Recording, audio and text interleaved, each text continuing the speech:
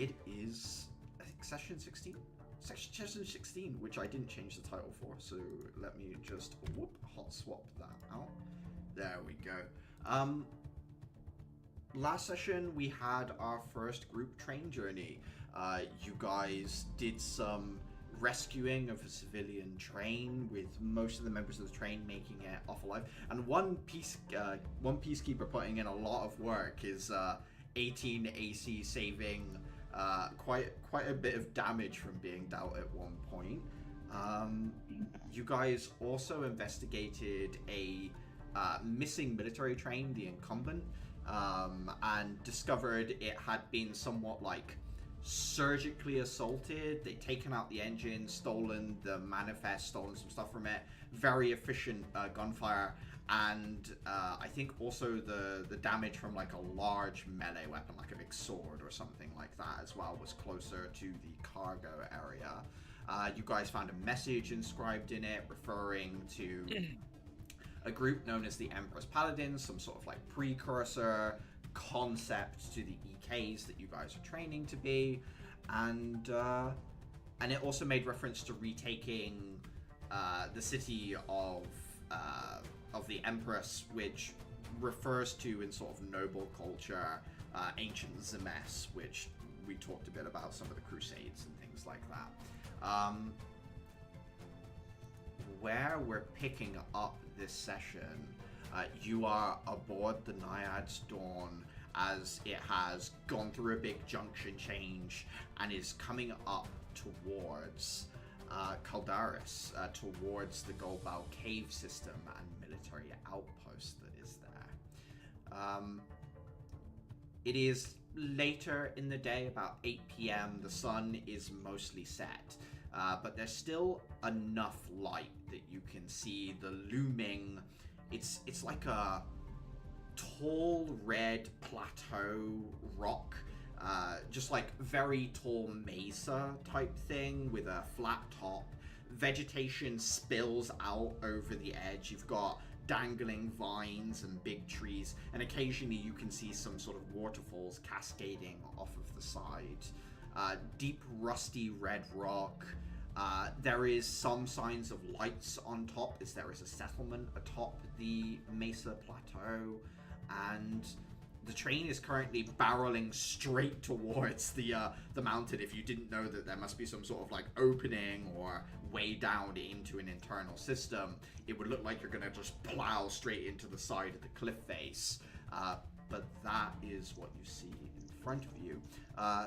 Those of you who are somewhat particularly perceptive as well, you'd be able to notice there are artillery placements and little cutouts around the outside of the rocky outcroppings. And you can also see all around the tracks to the left and right hand side of you are craters which are filled with water, but it's like where artillery has been fired, the ground is just completely pockmarked in all directions with this explosive ordnance that has gone off to dissuade the miasmic from coming closer. The train itself, the track weaves between these detonated craters, but you can still catch the odd reflection in the pool of water of the sky above and the surrounding environment in all of these artificial pools. Sky basically just leans, takes a look at everything, and says quietly to the group, "We'll be there in about an hour or so. Make sure you have everything ready to take off of the train. We'll try and get through our security check when we arrive and get up into Caldaris as soon as possible. I'd like to start looking around as soon as we can, and if we can use tonight, all the better." Is there anything anyone wants to do?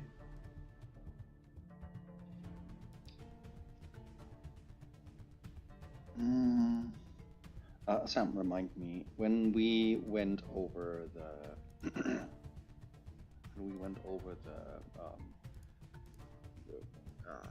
train that was derailed, did we see bodies, or was it all cleaned up essentially? There were bodies still in the train. unfortunately, there wasn't much you could do for it. You would have taken the bodies off and put it on the train that you guys had like rescued, because there was space on there, and the bodies would be transported into Gold Bell for proper burial, as it were. So, yes, there were bodies. In that case, Aether would likely have like sit somewhere, just have a glass of water, the deck of cards somewhere, somewhere nearby, but mostly just stare a bit into the distance with nursing like the glass of water, taking a sip occasionally. Okay. You find yourself a quiet place to sit down, take a drink, waiting as the train trundles forward, steady rhythm, taking you closer and closer to your destination. Anyone else have anything they want to do before arriving? What is the sort of climate like? Because you use the word mesa to describe Calderas, and in my head I'm getting like mental image of my home country, the West. Yeah. It's not quite as warm as that. It is still somewhat warmer here than it is in Empress City. You've come a few days north, but the miasmic wastes reflect a lot of heat because of the way it's like aerosolized metal. A lot of light reflects off of it. So having come a short distance, it's a lot warmer here than it is in Empress City. It's not quite as hot as either yours or Atira's home, but it is much warmer here, yeah. Okay. I think she's just going through the process of getting everything together, sliding her weapon case out from beneath the bed, getting everything ready to be mobile. Okay. Anyone for anything more before the train rolls in? The train... I'm going to say something, and it's going to sound weird, but I think Uther's trying to squeeze a nap in just in case they do decide to make this an all-nighter. Okay, cool. So you get ready, and Uther is like, perfect time to squeeze in a nap. You go and lie down, and give me... I assume we have like a few minutes, and not just like, oh, we're going to be there in like 5. No, you've got like an hour plan, so it's plenty of time to take a power nap. So yeah, you take a quick break before arriving. Eventually, there is an announcement as Dylan speaks out over the intercom to the entire train. After about an hour later, it says, "Now approaching descent into Outpost 1, arriving in a few minutes." That's it. And then you hear the system click out as the train suddenly, you feel the lurch in your stomach like a roller coaster. You suddenly go down into just immediate darkness. And then somewhat familiar artificial light begins to bleed through the windows. The soft sort of purple glow of Crysthalm and other things that remind you of Empress City. You come down and very quickly switch tracks into one of about 10 or so train bays. Pulling into stop, there's the screech of the brakes hiss as there is a release of pressure from the system. And looking out the windows, you can see a huge hollowed out natural cave that's been reinforced with steel I-beams and a crisscross of metal nets to hold out any loose rocks that might drop, that's been like pegged into rock face and then cut out and built into all these different shelves of rock. There's like offices, big clear window that lets you see through into like administrative spaces, people walking back and forth with rifles and other weapons, peacekeepers. You also see people in uniforms that most of you wouldn't be familiar with. Maybe Caliban, you might have seen some of these people around before. But this crimson red uniform with like the old school military shoulders with the little gold tassels.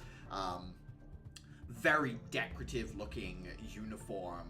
These are 3Ts soldiers, so these are trade, transport, and trains soldiers.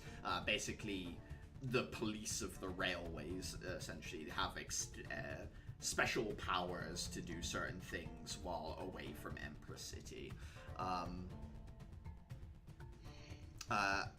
As you pull in and everything stops and all of these sights come pouring in, Sky grabs a few different objects and starts making her way towards the exit door of the train.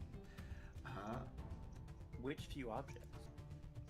She grabs a personal case that she has, but also like a little bundle of documents as well. Probably permission slips, things like that. Bureaucratic paperwork, essentially, for the visit. Is her weapon in a notable case, or does she have a way to keep it, like... Her weapon, she hangs over her shoulder, so she's got like a back holster for it that's kind of at her, on her back. Alright. She tends to keep it in chain form as well, so she's got like the axe on her back and then the chain from the axe head wrapped around with the handle, so she has to like pull it from one end and then it unravels and then snaps in. She kind of grabs it from the blade end, sort of, but there's the flat top that she can just grab hold of. Interesting design. But yeah, she heads towards the train door, steps out, and motions for people to follow her as she starts heading towards this huge kind of welcome security desk with a bunch of different people. Well, there's a bunch of different seats there, but there's actually only one administrator behind the desks at present, only one person who seems to be working the desk right now. Older looking fella, possibly a local. It doesn't look Empressian to you, and for most of you there, you wouldn't recognize him as being from Dudacop or otherwise. I don't know if people want to look around at all as you're moving, or try and figure anything out, but otherwise you just follow Sky. So yeah, one thing, we're walking into like a security bureau or like some kind of room. Yeah, into, like, the wall. If you think of like a big train platform, because all the trains have pulled in, and then there's one walkway that heads towards a big desk with security, and then there's one way through, but the way is shut and it needs to be opened up by the person behind the desk who's being guarded. So it's like a security checkpoint before you're allowed into the base proper. Okay. General security check. Just cursory glance, looking over anything. Just essentially, just in case. How stable does all of this look? If I had to throw a guess, what would it take for this place to get overrun? Give me a perception check just to see what you can see first, and then we'll go from there. Okay. A couple of things catch your attention. There are a lot of armed guards here. They are patrolling and or performing some menial tasks. You can see some of them are beginning to unload things from the civilian train that you just pulled in. One of the peacekeeper that survived that you were talking to is currently talking to staff that have come over towards them. There are staff walking past you with pretty impressive, more modern firearms. You also notice that there is an aperture that opened up, like you ever watch Stargate, where it's got like this iris shield that closes over the gateway?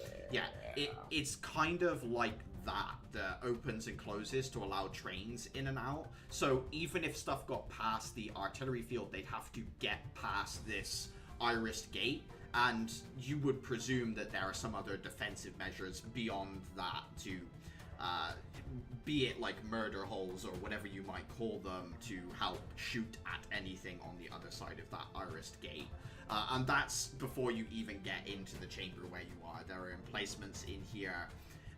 Trying to work out what you think would take, like, destroy or break into something like this, it's hard to imagine it, right? Like, it's the kind of thing where it's a concentrated field of fire the biggest thing you could imagine they have as a problem is running out of bullets. Mm-hmm. Okay. Interesting.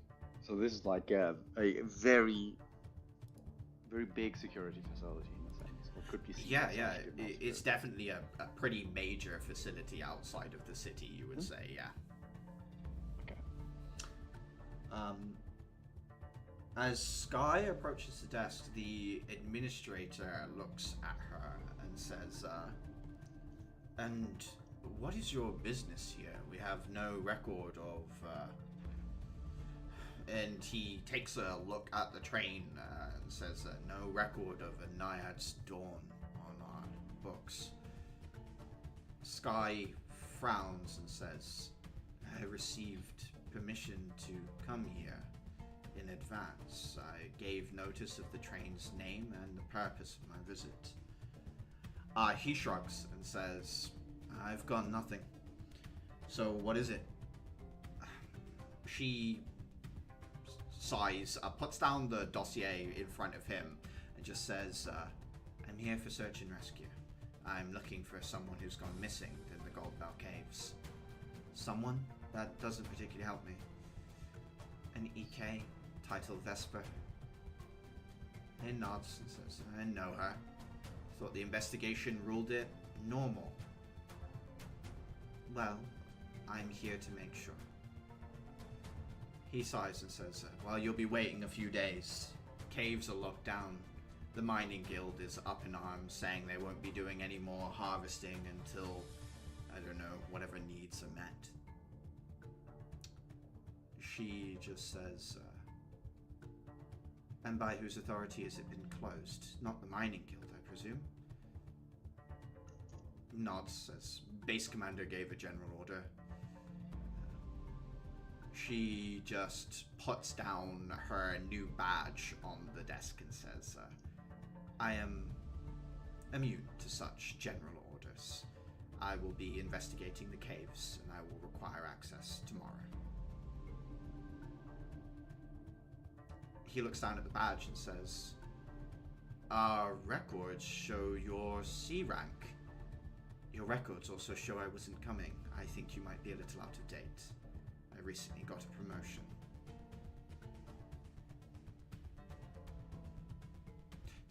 Understood.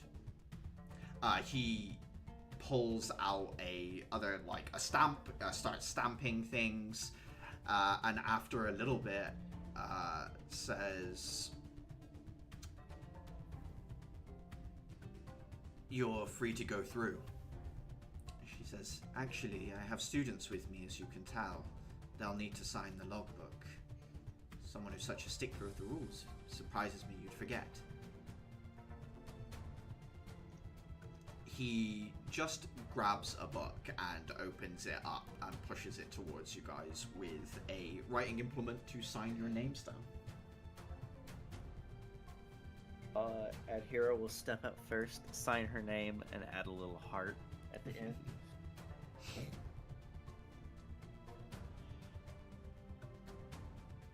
Victor, like, pretty much would just sign.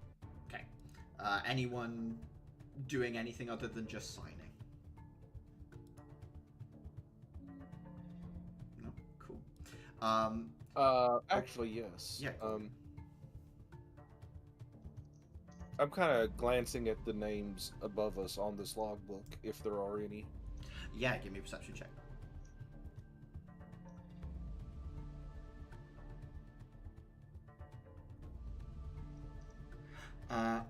There are quite a few names on the logbook. The one that stands out to you is an inspector by the name of Vaughn.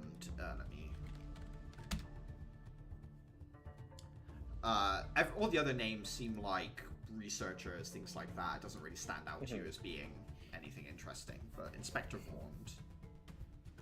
Vaughn. Alrighty. How recently was Vaughn? About 2 weeks ago.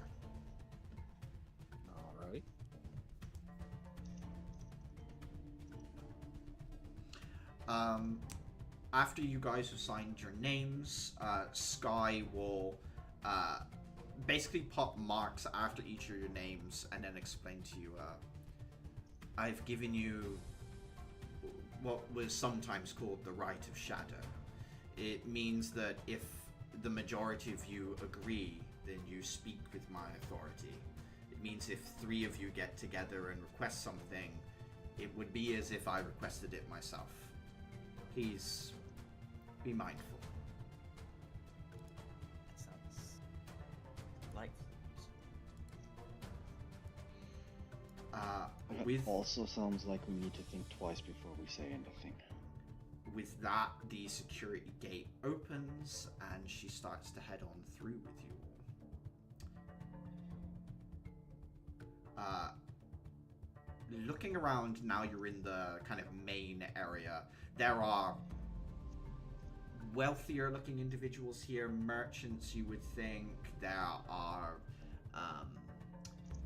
engineers, more like runesmiths, things like that as well. There are workers transporting big metallic plates. There are several access stairways and elevators, but Sky seems to be heading towards the largest of all of them, just with big block letters painted above it, Calderis. Seems to be the access elevator that heads all the way to the top of the mesa that you are currently deep within the guts of. I'm just going to lean in real quick. Is it often that they lose paperwork from between here and the city? Or is this an interesting complication? Sky will say, it's not unusual. But I find the man's insistence unusual. Which of you are perhaps the hardest to spot in a crowd, would you say? Adhere smiles. Actually, given all I've seen so far, Sam, how out of place does Adhira and the general style look? How well does she blend in? It's hard to say. Obviously, in a room full of military personnel, none of you guys blend in because they're all in uniform or armor. It would be hard to know before you get to the top of Calderis whose style matches anything. But obviously, you know that Adhira is good at disappearing into a crowd when she needs to. So.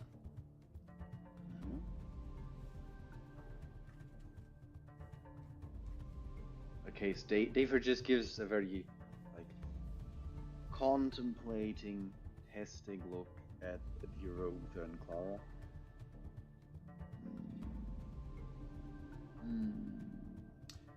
No, I got nothing until we get up there. You get onto the elevator as several things seal off and a mechanism unclips. You begin to ascend. It's at a fairly quick speed, enough that when it starts going up, you feel the pull down from the speed going up. It's also technically open on the sides. You've got like open rock face coming past you on either side. There's like a simple barrier around the outside that someone can absolutely fall over, fall all the way down to the bottom of the elevator shaft. Someone could get their arm stuck in the rocks, but it's a big space, so you can stay within the middle if you want to. It's not the safest thing you've ever been on, but also, you know, you've got plenty of room to sort of move around and be safe. It's a steady clanking as you rise upwards. Sky will look at you here and say, pick someone to go with you. Stay near this elevator. It's the only way to the upper city. If you see our administrator friend, follow him. Right. I want you to find out where he's going. In the meantime, the rest of your class and I will check into the tavern we'll be staying at. I'll point it out to you when we arrive. It's quite visible. If you feel like it's getting late and you need to head back, come to the tavern, and if you follow him to where he's going and find out where it is, come to the tavern and tell me. Under no circumstances you would approach him alone. Of course. She is going to throw up her shell, and I think it's the amorphous tagline. It's going to shift more into the hoodie look, like the lot less of the spooky bullshit that it usually does, and more green shawl, very inconspicuous. Okay.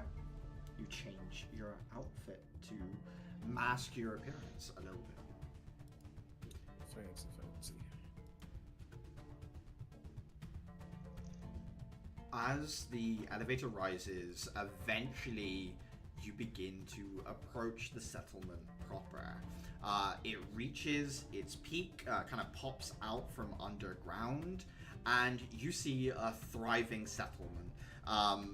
Lots of kind of squat houses carved out of the same rock as the mesa, like they've just sort of dug a little bit deeper into the mountain to extrude and bring these buildings about by just dragging the earth down and leaving open windows and things like that.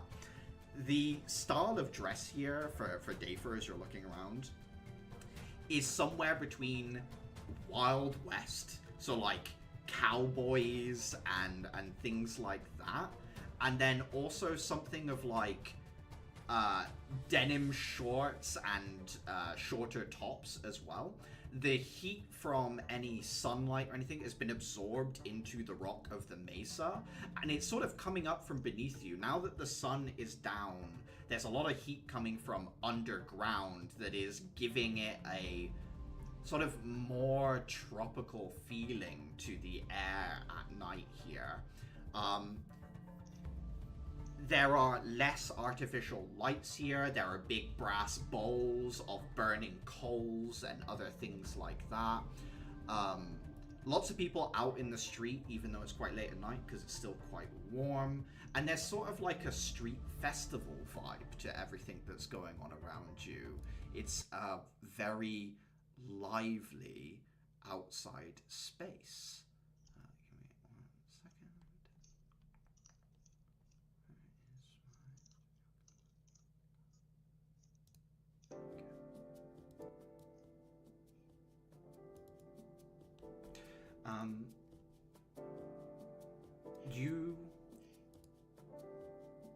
So as you exit the elevator, you've got like a big lake to one side of you. On your left hand side, huge lake, lots of fires around it, so there's lots of sparkling reflections coming off of it that sort of cast mirage like lights into the air, kind of like an aurora borealis that sits over the central water.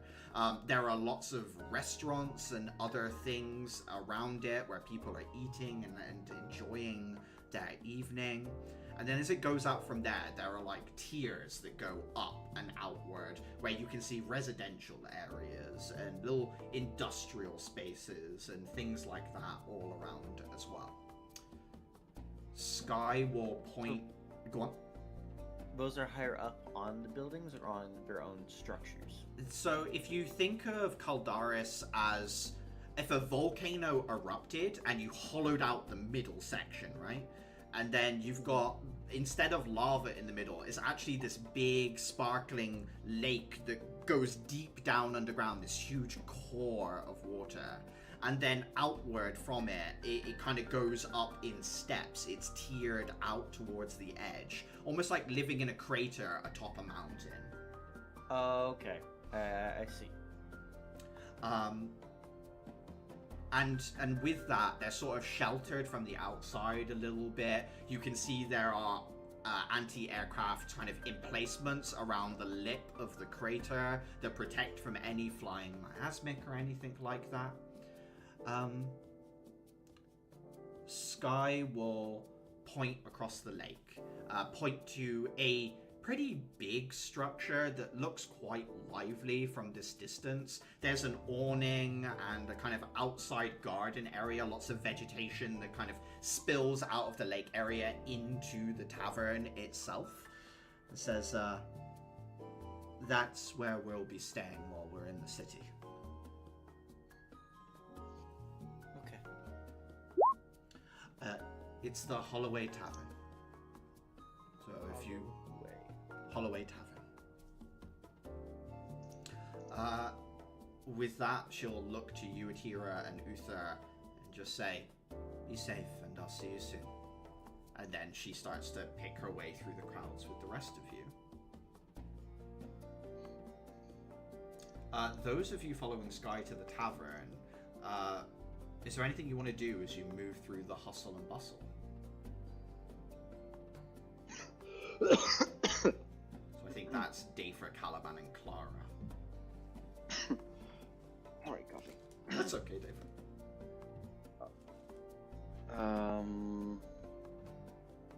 I think Dayfra would be mildly distracted, but given we're supposed to be on high alert, he'd try to take stock of the situation around us, how people react to us, if there's anything like worth noticing in that reaction, that like particularly hostilities or anything of the sort.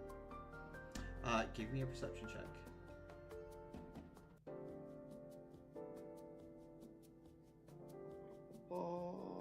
Perception, where is my... As you're moving along, you're kind of pushing through a bit of a throng of people, especially here near the edge of the water system, near the main elevator. This is the biggest and densest kind of cluster of individuals that you're moving through right now. It makes it a little hard to keep focus. One thing you'd notice is most of the people here carry a firearm. Pretty much everyone here seems to have either like a gun or a sword or some kind of weapon on them. Even if they're not military and they're just civilian, they seem to be armed to some degree. But no one seems to be worried about that, Dayfra. No one seems to be like panicking about that at all.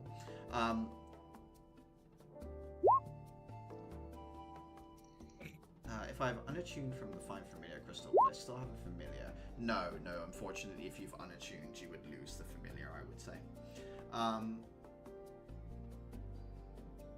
So yeah, lots of people are armed, which makes it difficult to be like, who's dangerous, because most of these people here could, kill someone if they wanted to.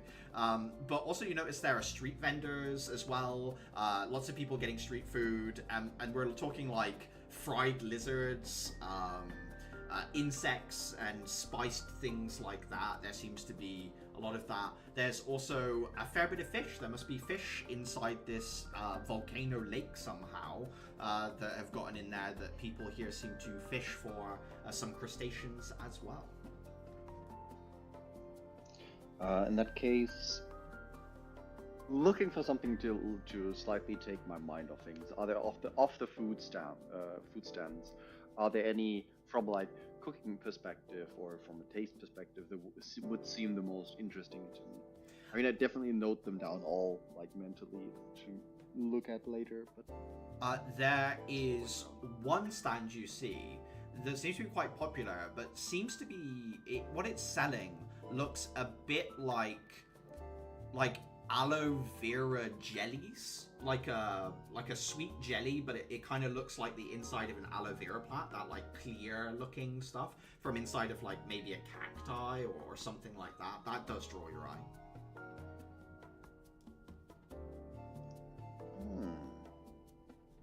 So that's just essentially a sweet.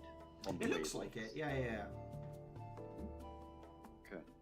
I'll keep the name of the stand or where it's placed or however I can call it mind as I need to follow Sky.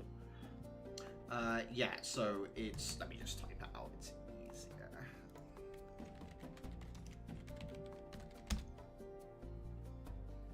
That is the name of the little stand that is kind of stenciled in there. You continue to follow after Sky. Is there anything Clara or Caliban was particularly interested in as you're moving, or were you just content to follow Sky towards the tavern? Caliban has been like fairly neutral about the whole deal. I guess he'll like take a fairly casual glance around, but he's still just like following. Okay. Yeah, just looking around, you notice it's a fairly carefree attitude.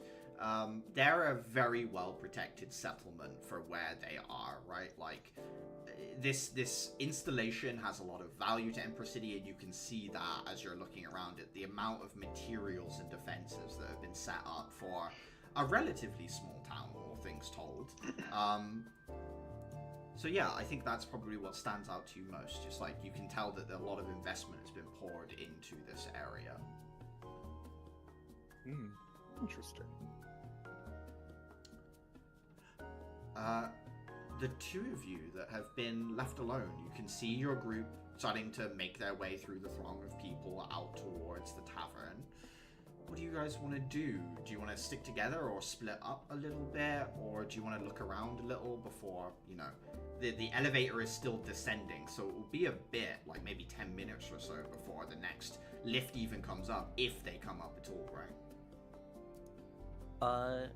Ed here will definitely be more inclined to wander around, see more of the people, because you said there is a festival going on, and it's sort of capturing her attention. It's not so much a festival so much as like it's got the same feeling as like a street festival. This seems to be an ordinary night for them, but there's a sort of celebration to it, like a general enjoyment of life that's going on around you that makes you feel like a festival spirit from just the settlement itself, Atira, I would say. As a player, I actually know a few spots nearby that is very much like that. So, she'll kind of immerse herself more in the crowd. Do they take cards? Yeah, looking around, there's plenty of people that visit from Empress City. There's lots of investment here. The crystal card money stuff has made its way here. There is some local currency as well. They do still use coins here, which would be a bit more familiar to you, Atira. So yeah, but yes, your crystal money is good here. Good. I'm probably gonna stop by, either a stall or something and grab like a quick bite. But like every other minute or so, she like sort of glances back towards the elevator in Uther. Okay. Give me. Oh yeah, Uther. What are you doing as well during this time? Similar thing, try and kind of blend in with the people going on, but I am definitely looking for, like, I'm trying to get the layout of this cavern so I know what would be the best way to, if I could get up high, if I can't get up high, stuff like that.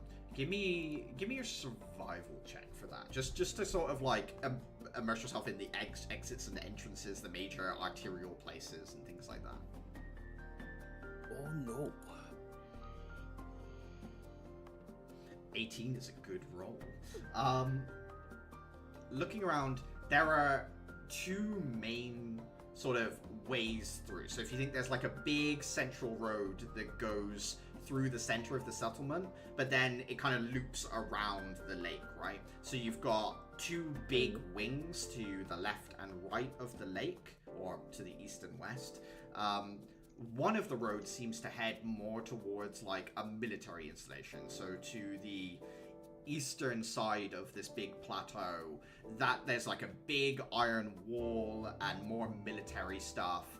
You can see 3T's flags, like this red emblem that is pretty much everywhere on that side of the settlement. So that seems to be more like the military access into the settlement itself. The other side, the housing is quite dense. So if you go to the west-hand side, you could easily lose someone in like side alleys on the western side of Calderis. It's lots of very thin alleys, like the kind of places where you could go sideways between the buildings, or you would have to go sideways to between the buildings is probably the better way of putting it.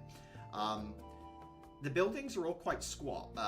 Uther, you could easily bound on top of a roof without really trying too much. The fence that you jumped at the campus is probably a little bit higher than some of these buildings are, because the buildings themselves, you have steps to go down into them. They're sort of half subterranean. They're like half a story up in a sense. So they look much shorter than they technically are inside.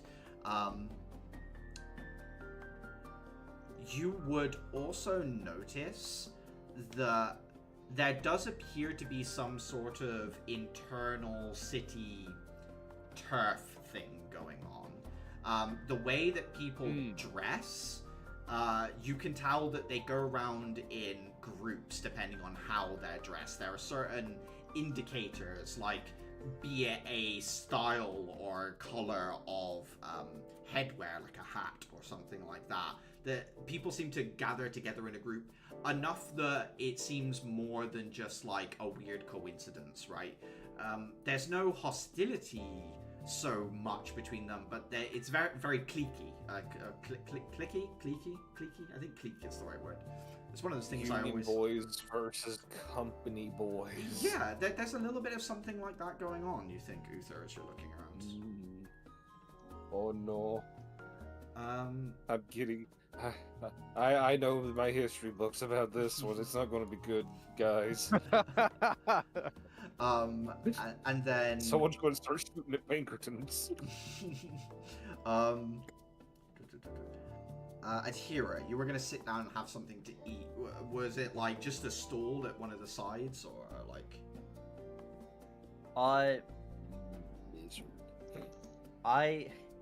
Well, you're saying like if I ordered from a stall, or if I found a stool around the side to sit in? Yeah. Like, do you want to sit down there? Are you just like grabbing something on a stick to go, or? I'm grabbing something on a stick. Yeah. Okay, and, like cool. leaning over like wooden railings. You do so. Give me a perception check, and we'll say like a gold piece essentially for the street food. My pockets run deep. Not for long. Shut it. 15. You look around, you get a general sense that there's a fair bit of wealth here in the city. It's nowhere near that one street you're on in Empress. No one here is that far ahead. But you notice that aside from peacekeepers, they are sometimes around. Some of them ununiformed, but you can still recognize the ramrod way they walk, right? Like there's a certain energy to the peacekeepers that translates even when they're not in their armor carrying their weapon. But there's also local police forces as well. People with like bolt action rifles. They seem to have a unofficial uniform that seems to be these like poncho type things. The red is a little softer than the 3T's red. It's like the difference between... It's almost pinkish. It's like a rose color, almost, I would say. Little bit of a red, pink, rose type thing going on. But as you're looking around, you notice an area has been cleared, and there seems to be... what at first looks like a street fight is a demonstration. Two martial artists at present are sparring, and several people are kind of sat around watching as the two of them exchange blows. It's semi-contact, so they're hitting each other, but you can tell they're pulling a little bit. But yeah, there seems to be somewhat of a martial arts scene here within Caldaris, you would notice. Gonna let her gaze linger for a good few seconds before pulling away. Don't get involved. Don't get involved yet. Okay. Have to wait for this guy to show up. This stupid official guy. You guys blend in as much as possible, take a look around, and wait for the elevator to come up, hopefully with your mark aboard. Meanwhile, across the little lake on the other side, having moved far enough away that Adhira and Uther are part of the blur of people, you approach the tavern. There are no windows. There is a door, but the door has been like pinned open.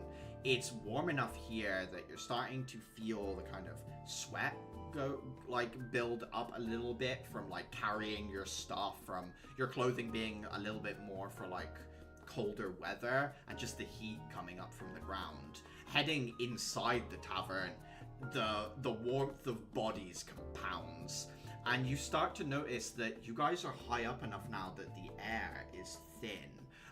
If you aren't Uther, who is somewhat used to this, you will have disadvantage on athletics checks until you get used to the air up here. So something to keep in mind is you feel a little lightheaded from the thinner air up here in Caldaris. Inside Can I roll a Constitution save to immediately become used to it? You will certainly adapt quickly, Caliban, I will say. But as of right now, it is still affecting you. Inside the tavern, it's pretty typical looking. You've got there's like a wooden desk. There's lots of alcohols in like casks, like clay casks essentially, that are designed to have the top smashed off. It's more like wax sealed all up in an array behind them.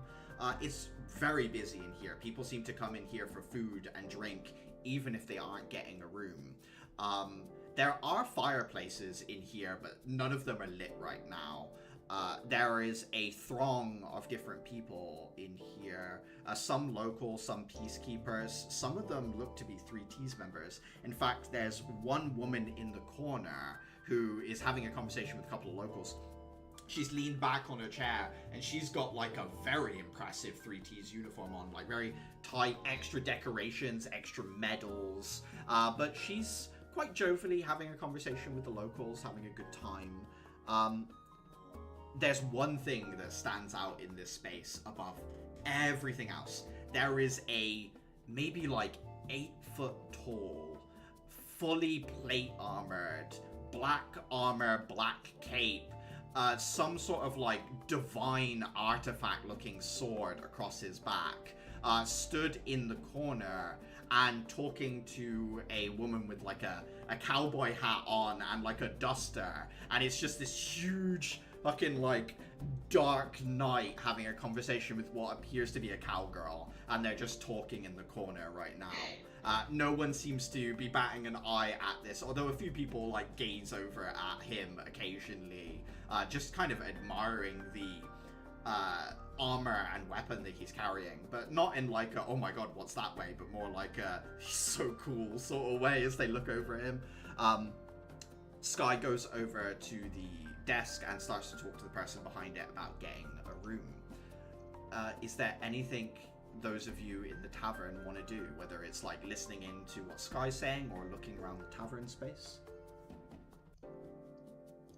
I'm going to listen into what Sky's doing, I think. What Sky's doing? Okay, so Clara, you're listening in on Sky's conversation at the front desk. Caliban, what about you? The guy with the armor. Yeah. Do you want to listen into what they're talking about, or would you like to just listen in. Okay. And Dafer, is there anyone in the room you want to listen into, or kind of look around the tavern at all?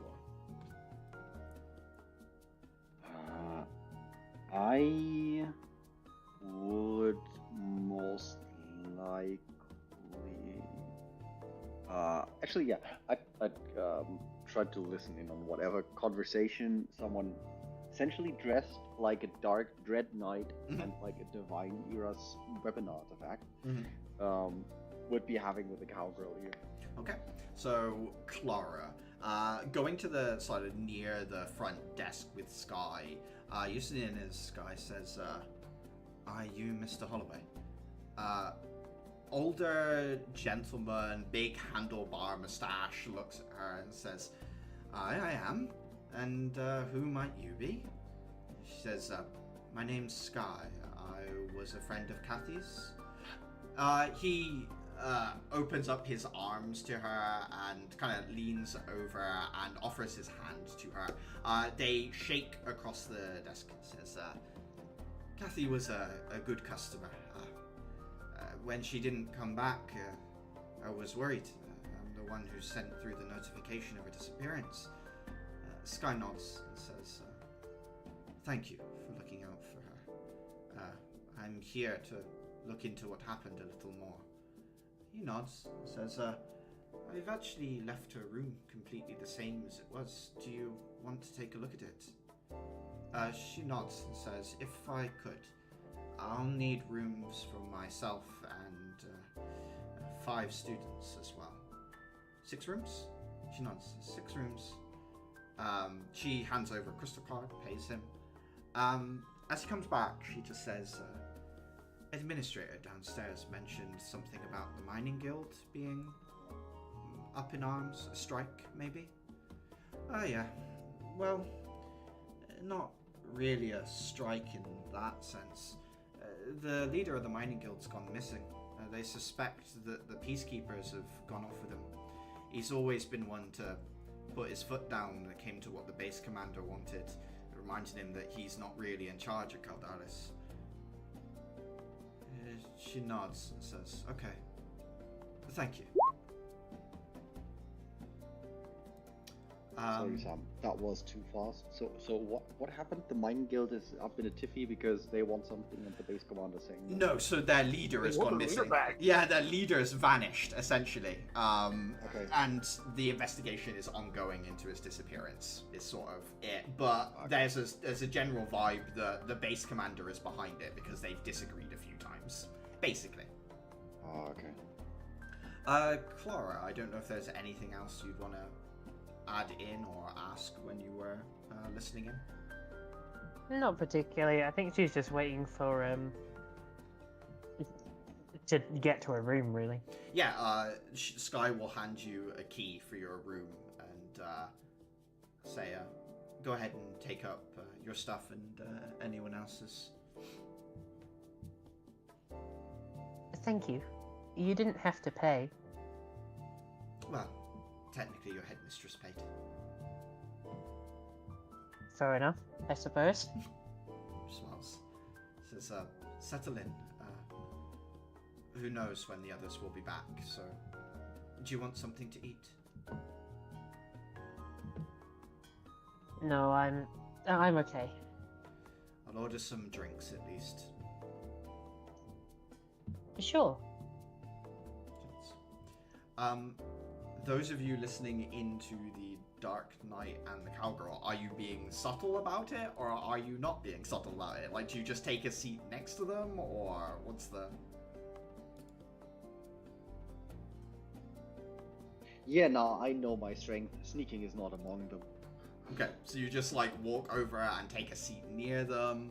Caliban, same as well? Sit down with Dafer, or...? Might as well.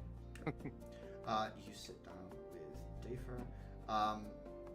The two of you here, the conversation seems to be about, essentially, there's a wyvern hunting guild, like what they just call the hunting guild, and they're in charge of, like, making sure the wyvern population stays under a certain amount. You hear the cowgirl just say, they aren't even letting you through. Surely they need your help. He shrugs, which sounds like a cacophony of metal plates kind of just impacting into one another, and says, Base Commander seems to think he has it all in order, so I'm still getting my fees. I don't particularly mind. She nods, says, do you think he'll ask for your help in dealing with the mining guild? The knight just says, if he pays well enough, I'll get involved, but frankly, I doubt it'll come to much. There's enough of a presence here that they can't do too much.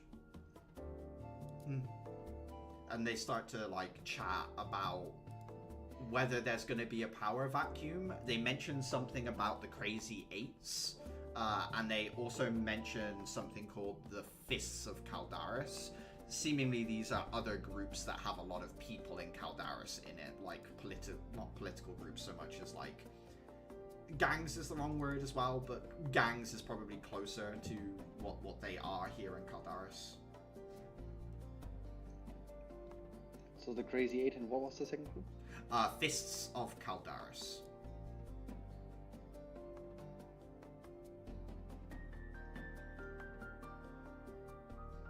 In what do they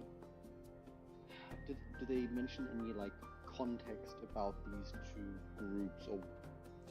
No, I wouldn't. Basically, it's more like they're discussing the pros and cons of the groups as it would be if they took over being champion of the people, because the mining guild had their leader who spoke for the people to the military base a lot of the time.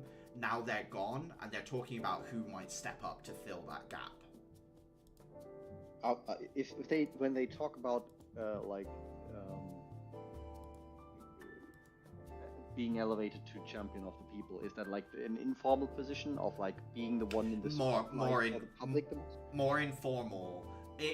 How would I put it? Like, it's not an officially recognized position, but to the people it would be. To the people, they would see it as something that they officially appointed, but it's not technically a title. Okay. And also, there's an unofficial title, champion of the people. Whoever is considerable influence. Aside from listening to the conversation, are you like looking at the weapon and armor, or anything to do with the woman he's talking to as well? Is there anything you'd be sort of paying attention to in detail? The metalwork, which maybe includes runes? Yeah, and anything from you, Caliban? Nothing as a whole. Okay. In which case, Dafer, looking at the metalwork, no, it doesn't actually have any runes on it. It is like a flat, matte black, like metal, essentially. It reminds you a little bit of the machined plates of the automatons you would take apart back home. So it's definitely like old era technology, stuff that has been generally lost to people in a wider sense.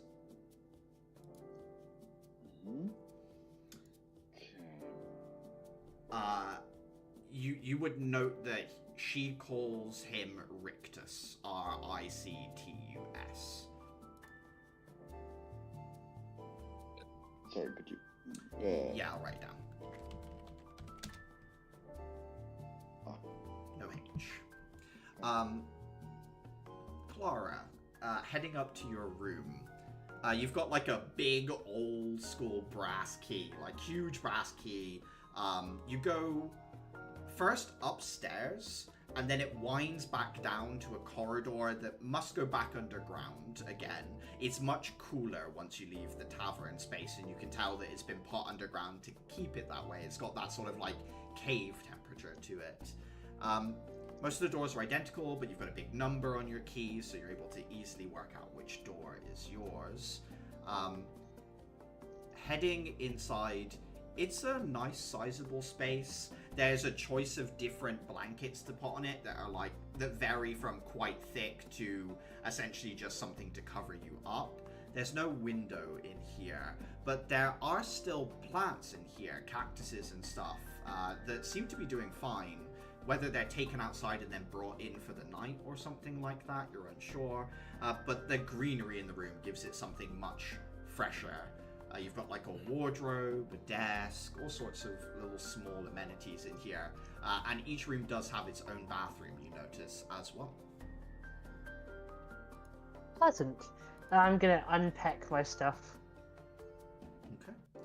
Unpacking your stuff. Is there anything you wanted to do in the privacy of your room, or are you just heading back out after you're all set squared away? As much as I can. Like, I know, like Uther left his stuff behind. As much as I can, I'm just gonna like try and get everyone else's rooms set up. Yeah. If Sky had given you set keys, if you'd said something like that, she would have like handed you the extra bags and things. So if you set up the other rooms.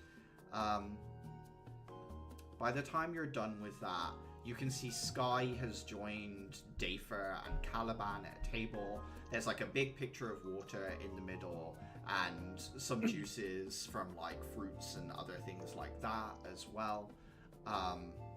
Sky will look at you, Clara, and say, "Thank you for taking care of that." That's all right. It's been a long day. I wanted to make things a bit easier on everyone. How are the three of you doing?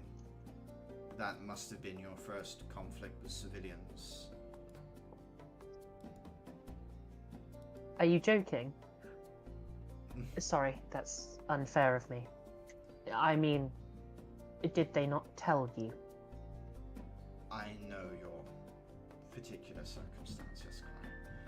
I was more concerned about the fact that we were there to save lives and some lives were still lost. People can blame themselves despite being the reason that anyone survived at all.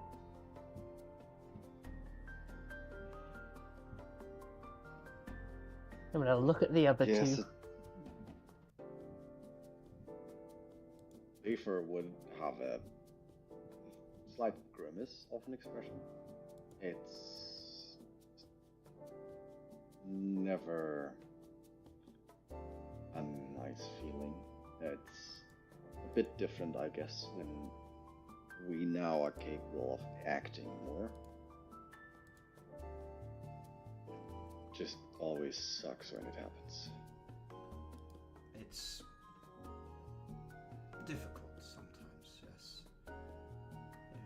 Still learning, but what you did make a difference. We saved more people than if I were alone.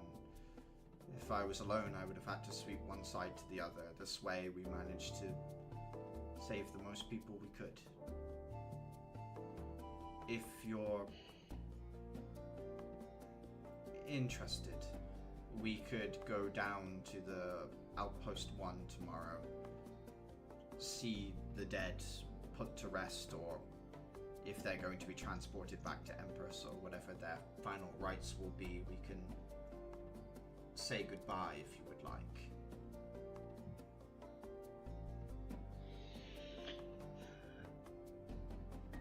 Sam, culturally speaking,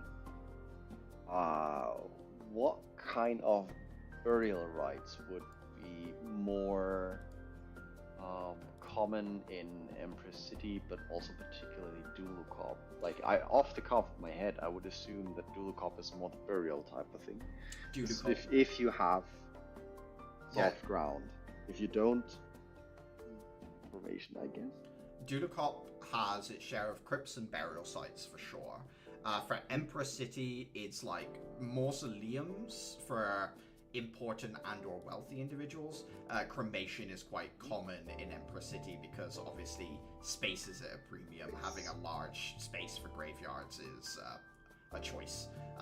So yeah, that's the general difference between the two, I would say.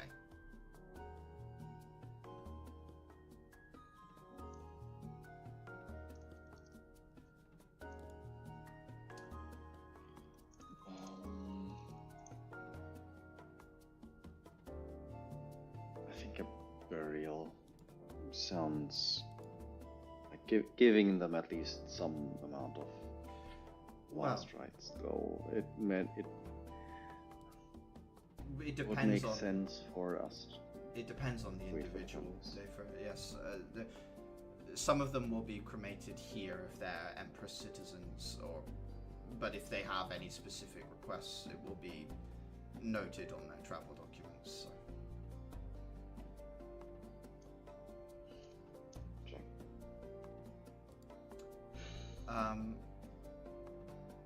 Meanwhile, across the city, can I get perception checks from you both?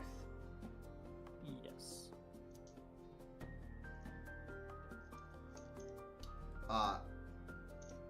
8 o'clock when you guys start. It's probably closer to 10 at night, and the elevators come up and down a few times. You've seen off-duty peacekeepers and other people come through. It's at 10 o'clock, after 2 hours, that you see your administrator friend, as it were, come up.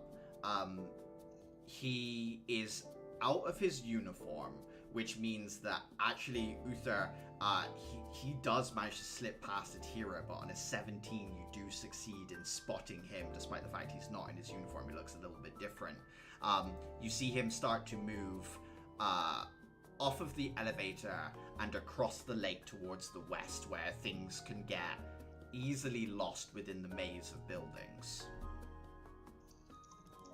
I'm gonna let there be some distance between us, but I will start following him after a moment and try to catch Adhira's eye and get her to... On a 16 Adhira, you notice Uther move. So you see Uther, like the two of you have been sort of like either side of the elevator almost.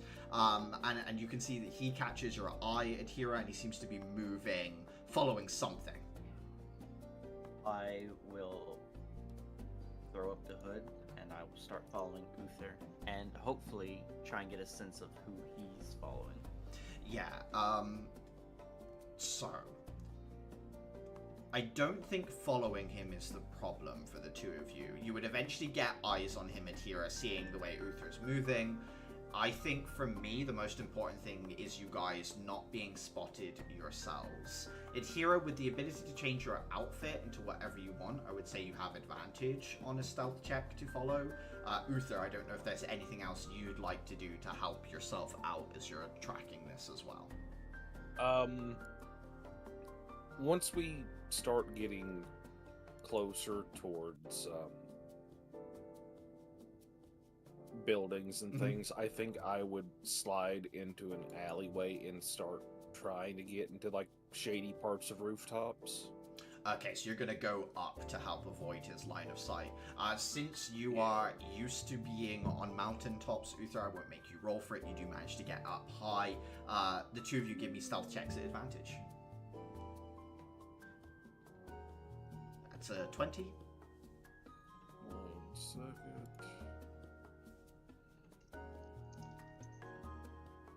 17. So, the two of you move quick and quiet, keeping a short distance, following after this administrator. He seems to take a bit of a roundabout path. He's a little bit paranoid.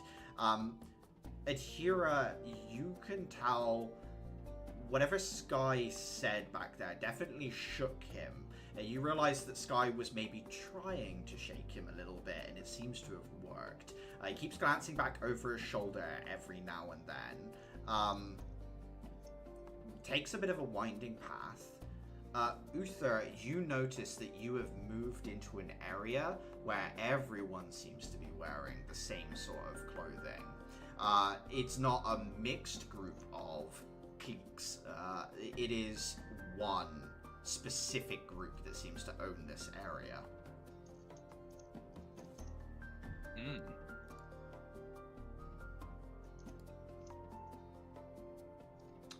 I would say, in general, these people wear, like, more of a cowboy style attire, more dusters than anything else, basically. Things like that. Okay. Is there anything you I will guys make want to a do? mental note of that, but I'm just going to try to keep towards the edges of what would be people's vision. And Adhere, is there anything in particular you want to do, or are you just keeping on the track as well? Keeping on the track for now, because it's working. Okay.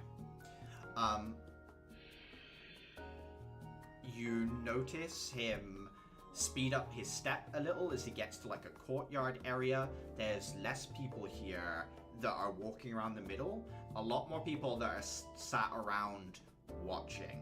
And they're all dressed in plain clothes, but there is an obvious air of them being on lookout almost as he crosses the square over to the other side, and he enters into what looks like a casino or some other an entertainment venue. The name over it is Lazy Eights.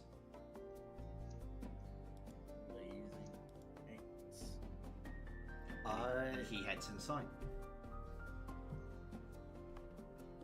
I think I am going to hold back from immediately following him in. Are there any back alleys that I could take to get into the other side of the casino? Yeah, so you want to like scout around the building, essentially. Is that the... Give me investigation check. Or survival, one of the two.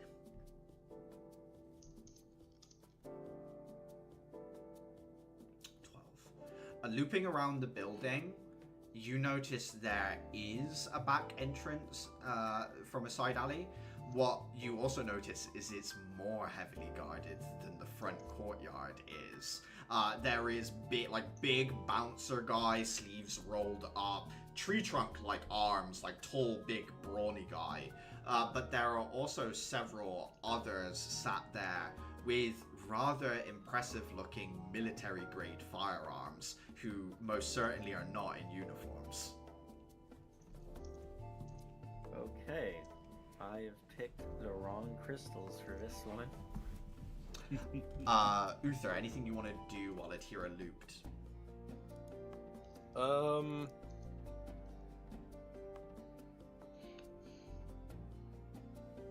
No, because I'm not sure if we want to get this deep or if we want to try to wait him out. So I think I'm just going to watch the entrances, I guess. Okay. Do you two want to watch together? Are you going one side and the other? And if you're watching, how long do you want to keep watch for before you call it quits and head back? It's about 10:30 right now. One side and the other. I think they'd be able to signal to each other. Yeah. That way. If you're on rooftops, you can still see. Because of how squat all the buildings are, you can quite easily sort of see over them if you're stood up on top of them, right? Yeah. Okay. And how long do you want to wait for?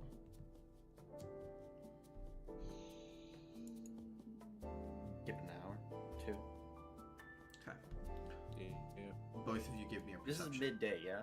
No, sorry, it's late at night. No, it's this is 10 night. 10 Okay, p.m. we'll call it quits at midnight. Okay, so yeah, about 2 hours, an hour and a half, basically, you're giving yourselves. Both of you give me a perception check.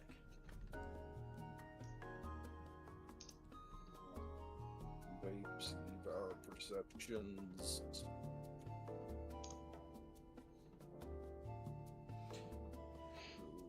The two of you spend, an hour, almost hour and a half watching. A lot of people come and go. Sometimes big groups, sometimes otherwise. Sadly, you don't spot the administrator again. Either they left part of in like one of the big groups and you just couldn't see them, or they're still in there, possibly. You can't see any sort of like opening and closing hours. This building seems to be open 24/7.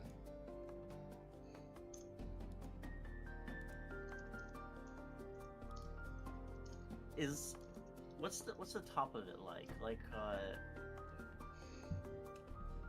So it's a flat plus shaped building. So it's got these 4 different arms to it, and in the middle there is a central dome. The dome itself isn't see-through. It's more like kind of like a coppery sort of metal that's been painted over. It's flecked a little bit, but you can see light spilling out from a seam in the top. But it's a very thin seam, so it's almost like the building was built with a hole in the top, and then someone placed the dome over the top in the middle.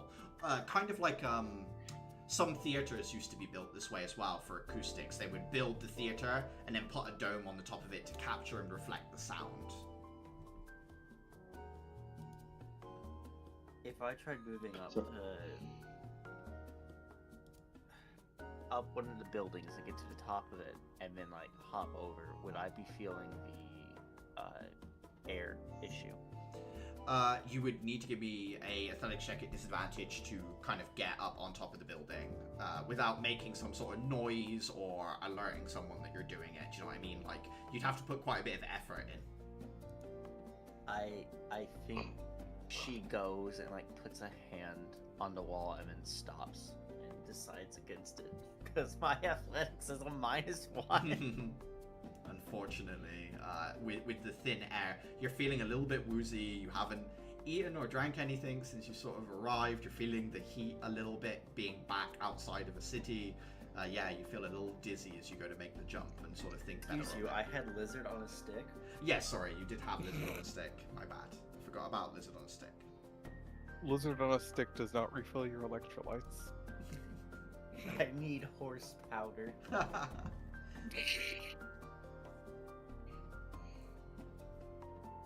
I mean, as Empress Knights, we're not the worst candidates for the horse electrolyte powder. What do you think those pills are Gotta- you're taking every week? Okay. I want something that can You dump mean those in aren't the my, gorilla vitamin biscuits? water. But yeah, it's getting closer to midnight at this point. Yeah, she's gonna start heading back. Okay. I took a little bit of a nap, so I'm going to push it a little bit more. So you're gonna have Adhira And go I'm back gonna and stay hang- out yourself? Yeah, I'm gonna give it like another 30-40 minutes. Okay. Adhira, are you comfortable leaving Uther, or do you want to wait as well? I give him a questioning thumbs up. I'm just, okay, just give the okay hand sign. Just I'll catch up. She shrugs and leaves him. He's a big boy. At the tavern, the three of you there with Sky, you can see her looking outside over and over again, like, where are they, as the night kind of draws on towards midnight. I don't know if anyone wants to do anything, but she would just wait because she's worried if she leaves, then that's the moment they'd come back, right? So she just sort of sat there, clearly waiting for the two of them.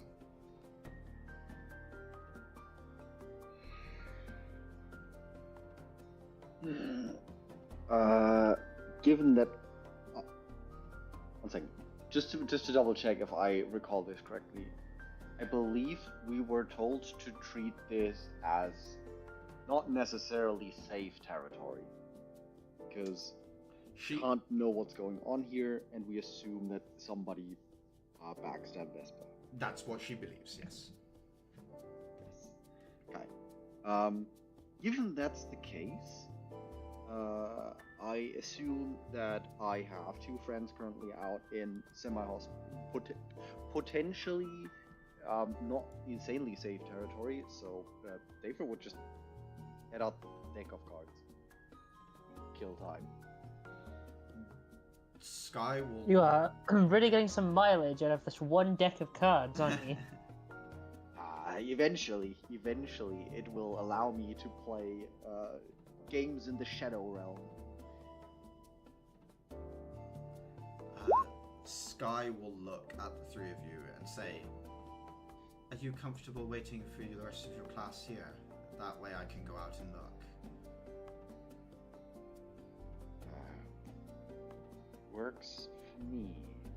I plan on just playing whatever with this, pointing out the deck of cards. She'll nod, stand up, and sort of say, I'll be back soon, hopefully. And then she'll head out the door.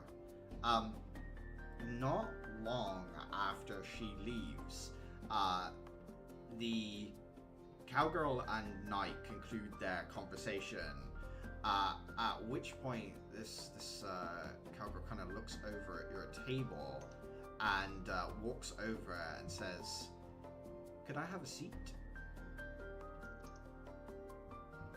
Sure. Sure. She pulls out the seat, sits down, takes her hat off and sort of hangs it on one corner of the chair. Says, you come from the city, yeah? Quite the collection of individuals. No offense, but we could say the same about you two. I suppose if you're not used to Rictus, he sort of stands out, especially in this heat. She reaches into a pocket and pulls out a star-shaped badge, which she puts on the table in front of you, with the words Sheriff written on it. Okay. Before this moves any further, Sam, what do I know about the justice system in the city, and do they actually have sheriffs? Like some kind of official position. You know nothing about the justice system in this city, and you have no idea if they have sheriffs. Okay. But she puts the badge down. Just says, I'm not asking for any problem reasons. I'm asking because I'm interested in someone who's in charge of keeping things calm.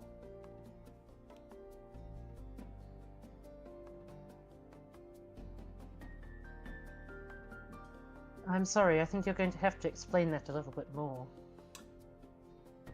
You see, a lot of the people around here are not taking kindly to outside intervention right now.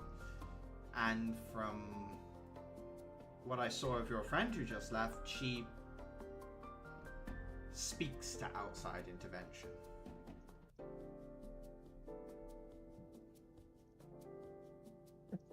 It's less outside intervention and more, we're looking for someone. Intervention, I think, implies a much greater goal than we actually have. We're just looking to see what happened. Not a leader of a mining guild. That's not who you're looking for, I suppose. That would be useful. No, not quite. If you need someone to look for them, though. Well, I mean, we're going out anyway. It doesn't mean we can't look for two people at once, right? Sure. I was more getting the feeling. Like I pinpoint Miss Sheriff Cowgirl with my eyes here. Was more getting the feeling that she was wanting us to not look into said mining leader. Well, it depends. I've been told that it's ongoing. That the mining leader seems to have taken a walk down into the mines, which is odd, as he's somewhat retired. But I can't go... And you'd like someone to find out why? Yeah, I would. Your friend's an EK, right? And you all are... Intrigued. We're here to look for someone. Okay. She leans back a little, crosses her arms, and just says, I'm sitting on top of a bit of a powder keg. If you can help, and you want to help, I'd appreciate it. Of course, if you got other business here, and it doesn't make my life harder, then that's good too. What is it exactly that you need done? No one's allowed down into the mines. I don't know what permissions your EK friend has, but if she's allowed down in the mines, then I'd like to know for sure whether our missing chief ever signed a book down there, any signs of him being down there. His name's Victor Howell. Howl as in Howling Wolf? Howell is in Howell. H-O-W... Howell, okay. I hate your name The moving so castle much. kind, not the dark kind. I like that you call Oh, it double my- L2! I like that you call it my naming when it's just a name. It's just a normal person name. Oh, God.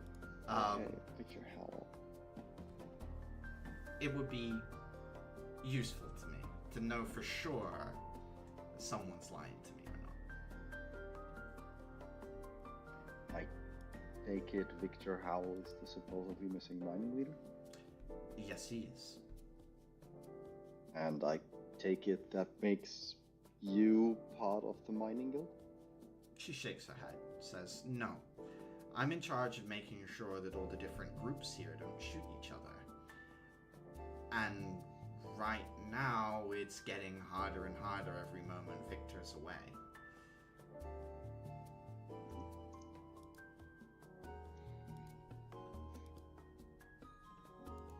And, if we happen to find traces or actual him down in the mines, what are we supposed to do? All I'd like to know is, all I'd like is to know. Because if it's true, then I know the peacekeepers are really doing their jobs. But right now, it feels more like they're saying something to stall us. I don't know what for, because we're gonna want an answer eventually, but if they are stalling us, then that lets me know what to prepare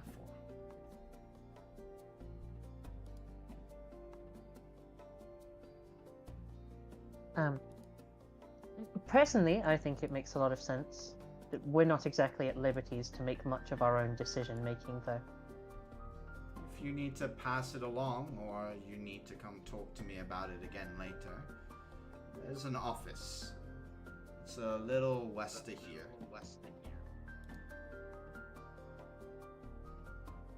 The sheriff's office is my office.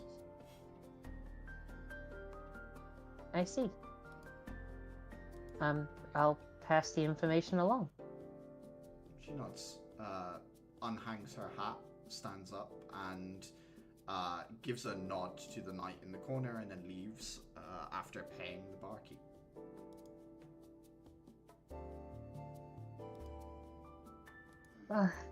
It can never be easy, can it?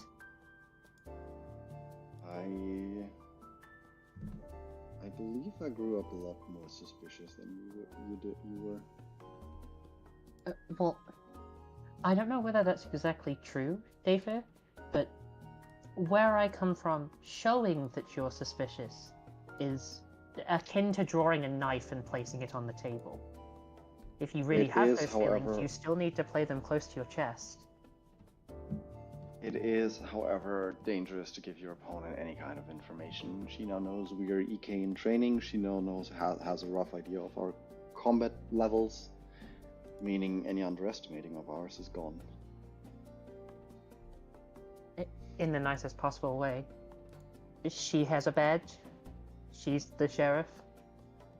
There's very little chance that she didn't know who we were anyway. Given the bureaucracy that, given the, let's say, lack of information they've displayed at the entrance, I'm not sure they're all that well informed here. And we don't know who to trust here.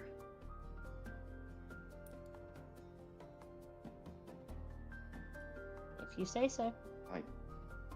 I guess I'm just overly paranoid given that we've pretty much started this all with the statement. Don't know why she was off here. Just that it's mighty suspicious that she was.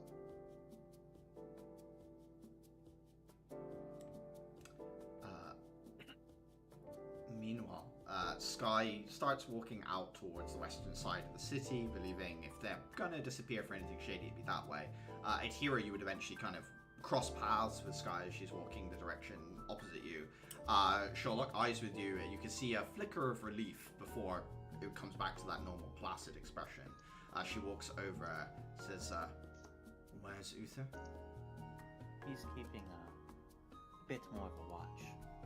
We tailed the man to a casino, being watched out the front, and around the back found a bunch of men with military-grade equipment, no uniforms. Interesting. And something's up.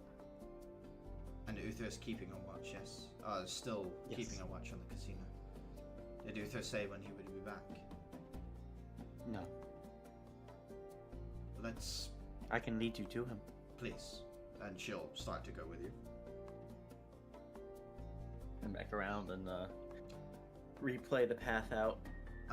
As the two of you are walking, Sky will say to you, Atira, yesterday on the train, there was a moment you used a crystal on two miasmic monsters, shrikes that were fleeing.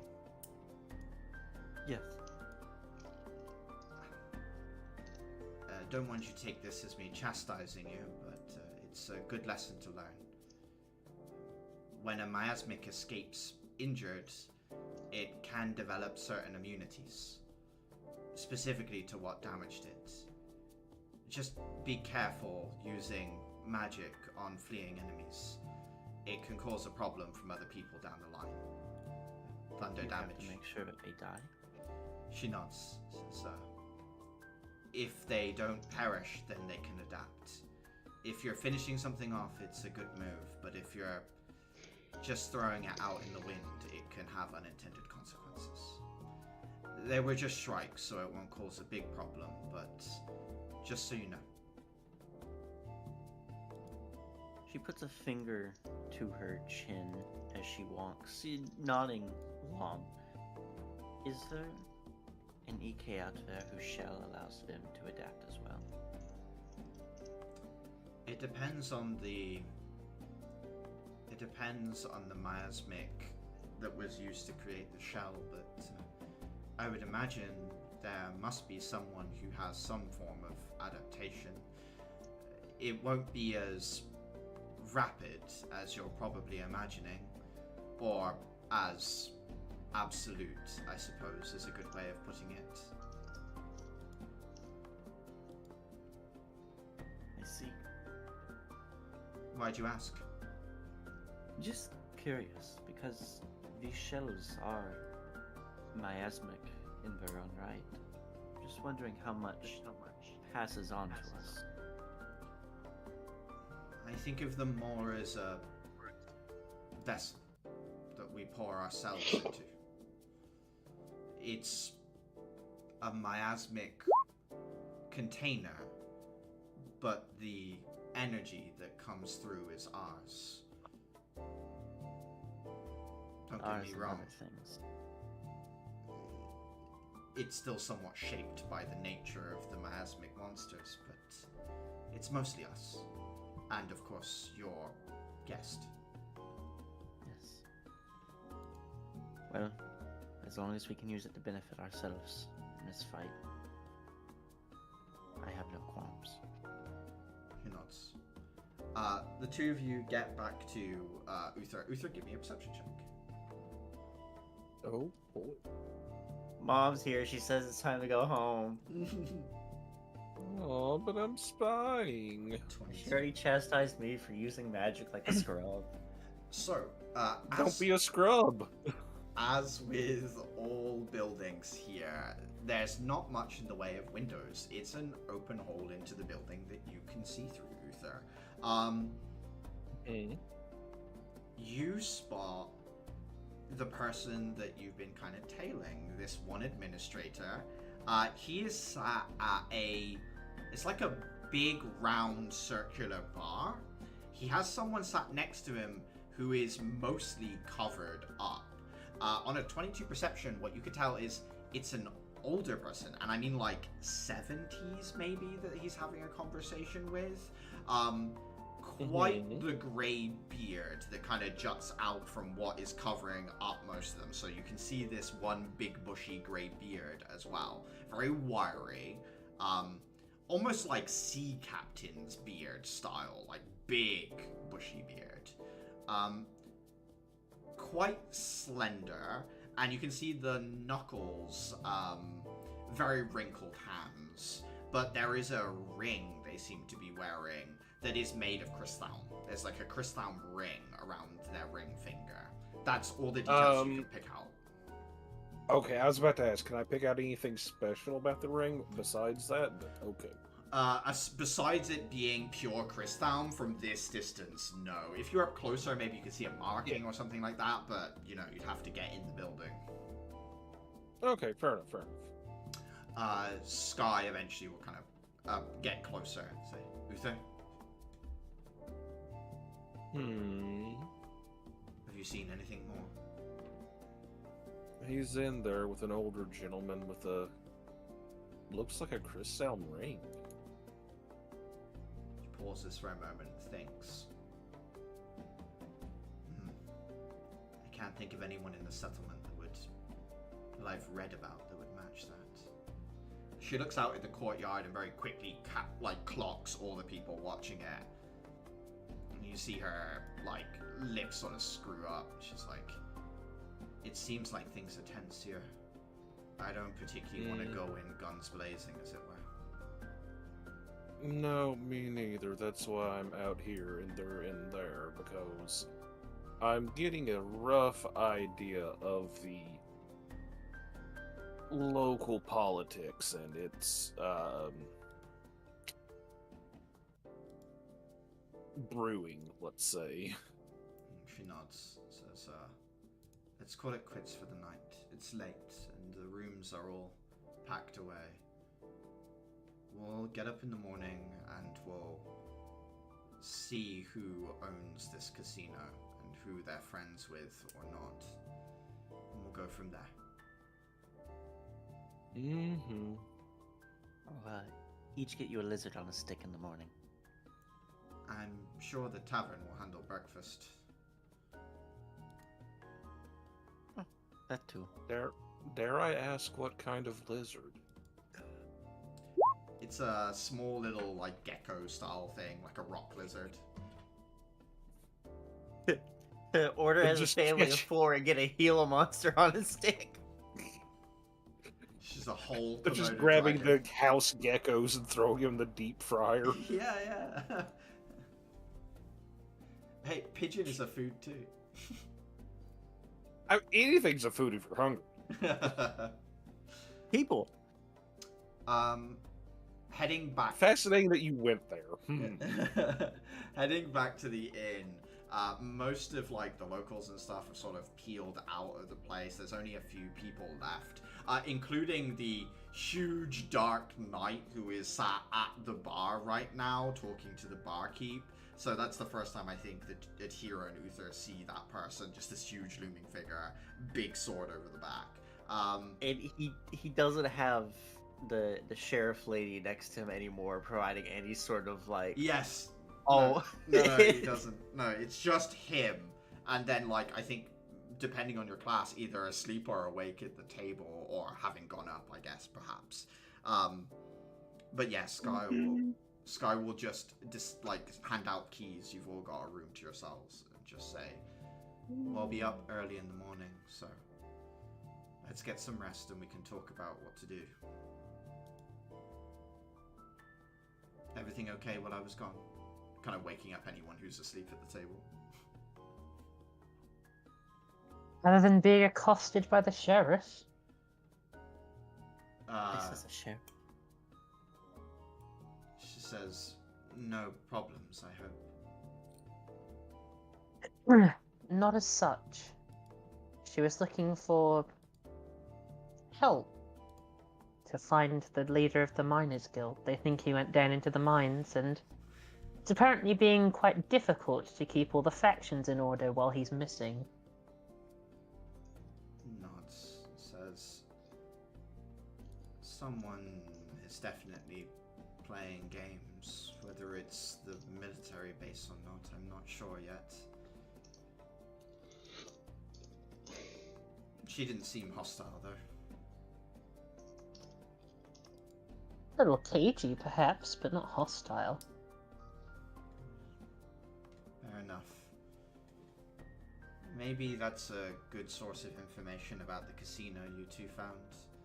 The sheriff should know who's in charge in that area. That might give us some hints about who our administrator could be being paid by, maybe. Or perhaps they just went to blow off some steam, but meeting with a shawled man is a little bit suspect. Old man with a magic ring. Shawled man with a magic ring, indeed. Either way, it's for the morning. Let's get some rest. Sounds like it could be a song. Perhaps a folk story. Pretty sure I made some books about that. A short man with a magic ring. Yeah, magic ring. Are you gonna get one to go with your magic Turn ring? it off. Does anyone want to do anything that night as you're heading to bed? Obviously, rooms are comfy and nice, but... Does anyone explain the night to me? Because, like, in here is, like, occasionally, just sort of glancing over at this dude. Nope. I mean, if it, Enjoy. He's just a chill guy. He's just a chill guy. okay. If it wasn't so Anyway. late, I'd buy him a drink. Okay, Adhira. So, that dude is part of a Wyvern hunting guild. I'm not sure if he eats babies for breakfast, but he sure looks like it. That's judging on appearance. But the Wyvern Hunter thing is... That seems about right. So that's not a shell, That's old age armor, or at least armor made of old age material. I know this kind of stuff. It's that's not something you get by just buying some decent metal and machining it a little bit. Sweet baby goddess. Yeah. I think if you find it in yourself that you must flirt with him, I believe his name was Rictus. Maybe if I run into Yes, him again. Rictus. Girl, he's probably like twice your age. To get Also, what happened to your information. golden boy? To get information. I feel like you should have led with that. A spectral arm floats out and flicks her on the forehead. Slick yourself. I'm not the one suggesting that you cheat on your man. Speaking, that was me. It's true. Flick him.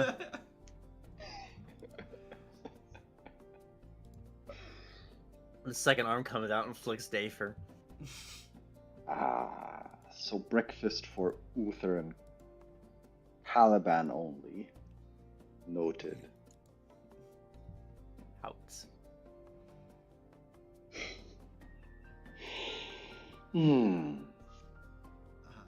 The rooms that night are quite comfortable. The only thing that does sometimes wake you, if you're not sort of used to it, is the occasional sound of like AA fire and combat at the kind of crater's edge where some Asmic get too closely. Occasionally there is the rhythmic thud of artillery that echoes through the rock base of the ground underneath you as well, and the occasional train coming in and out of Calderas too. Question about the room layout. I may have missed it or not. I assume there's like a desk and a chair, probably a window. Desk chair, no window because it's subterranean. Okay, got it. Just one bed and like a wardrobe type thing with a chest of drawers at the bottom of it. I would probably prop the chair up against the door just to make sure no one lets themselves in. Mm-hmm. Obviously, you've got the key as well. You can lock it from the inside if you want to. I'm going to lock it, but I'm also You're still going to to put the door up against it. Cool. But yeah, you sleep fine. Caliban, by the time you wake up, you've adapted to the mountain air. Some of you, however, still feel the sort of lethargy of being up here. 33. I love how I've passed so many Constitution saving throws that it's just an innate part of that adapting quickly. It's just an innate part of Caliban now. Maybe Caliban was a miasmic monster all along. Breakfast this morning is like fruits and vegetables and kind of like a honeyed syrup over the top of it, like a sweet salad type thing. Sky eats and then sits there and says, as far as I see it, we have a couple of options we can do. We can have a look around the city in general and see if anyone's saying anything that catches our attention, see if we can see anything suspect. We can go talk to the sheriff is another option. The other is we can maybe head into the casino a little more dressed for the occasion and see what we can tell about it ourselves having gone in. Maybe we can cover a couple of bases at once if we split up, but I would say feel safer with us all together. It's up to you all, though, whether you feel you're comfy going off as a group. Without myself there as well. Do we want to split the party? It would be splitting Sky from you guys. She wants you guys together always, but it's whether you want Sky to go and do something while you guys cover something else as well. That's up to you.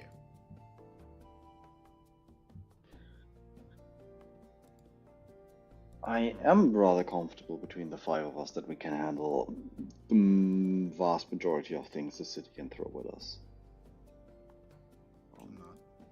Say, do you want to have a look around Kadaris first, or would you like to go to the sheriff? I think if anyone's going to head into the casino, the 5 of you will have an easier time than myself. I think you stick out a little less. I can't imagine. I think that might be much the though. idea. Yeah. Yeah, well, would pay off, I guess, if we can manage. Fair. If I go talk to the sheriff in an official capacity, I'll see if I can exchange information with them while you guys scope out the casino. Sounds good. Very good. Though, a few of us will be without our weapons, I guess. They didn't seem to have a problem with weapons when I was looking there yesterday, but some of you might want to buy some more local-looking clothes. Could help. You mean an actually new outfit? Oh wow. I fear whatever Need to I make wear, my decisions fashion on. will stand out. I am going to throw out there we need to be careful with what we acquire because there is a affiliated quote unquote dress code going on here, and yeah. Do you think it would be best? So what is it we need to avoid? I'm just going to like start describing the different groups that I saw, and just like until we get a better idea of who's what. I don't know. So paler hats, like white to kind of beige-ish hats, seems to be one group of people. Another group of people favors like a deeper orange to red, like vests and things like that. Vest isn't quite the right word, but I can't think of the name of the clothing. It's kind of more like a gi in a sense, with like an open, like a more open front to it, a lot more fabric. And the area of the casino where you were before was a lot more wild west, like dusters and jeans and other things like that. Seems to be more what was around the casino itself.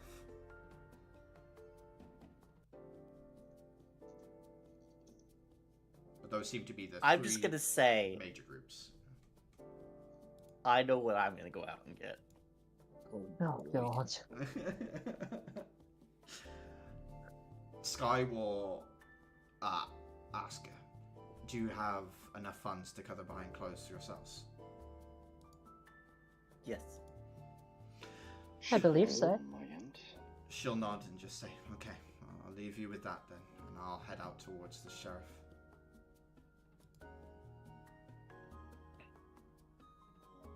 David just nods. Once you're done, you can meet me back here at the tavern. I don't know how long what I'm doing will take, but I'll see you here then. Alright. Should be back by afternoon, I guess. Early evening at the latest. Nod. She goes and talks to the barkeep a little bit, and then she overhearing the conversation, she mentions that she hasn't had a time to go into Kathy's room yet, but she'll probably do that this evening if he's comfortable keeping the room reserved still, which he agrees to quite easily, before she heads out and heads towards the sheriff's office. Well, I never thought our first task would be going shopping. That is well, I guess it's not my first shopping trip in a new location, so. Hey. You guys can go out into the settlement. It's thriving already. There seems to be a group of people out and about. What do you want to shop for, I guess? Are we going for the cowboy clothes? Or...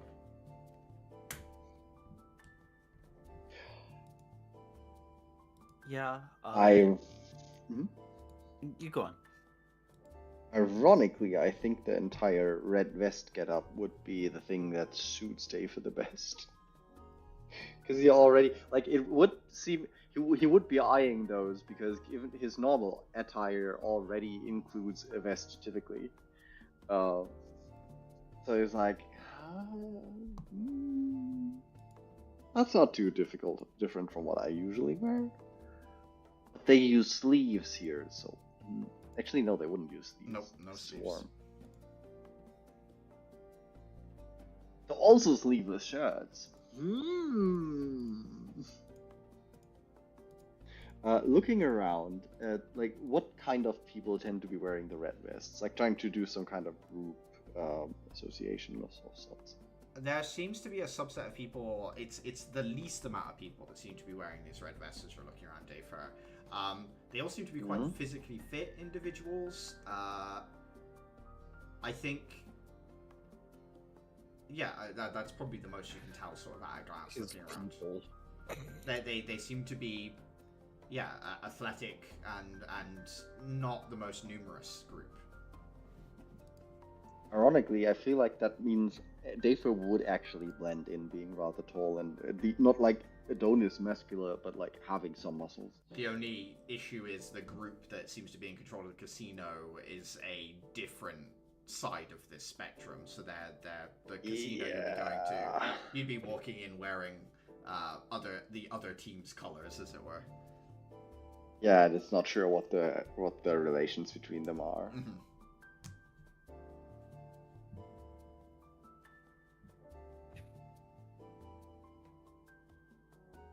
I just got a blue vest. As opposed just to like gray palette one, swap yourself. You just get like the same vest in a blue color. Yeah, you certainly can. At the end of the day, if you're dressed more like a touristy individual as well, someone from out of town, that would be probably less suspect than going in like another local group's clothing, right? Like I think that's fair to say. Hey, you're from this very rare group, and I've never seen you, like your clothes, like you're from this very rare group, and I've never seen you before.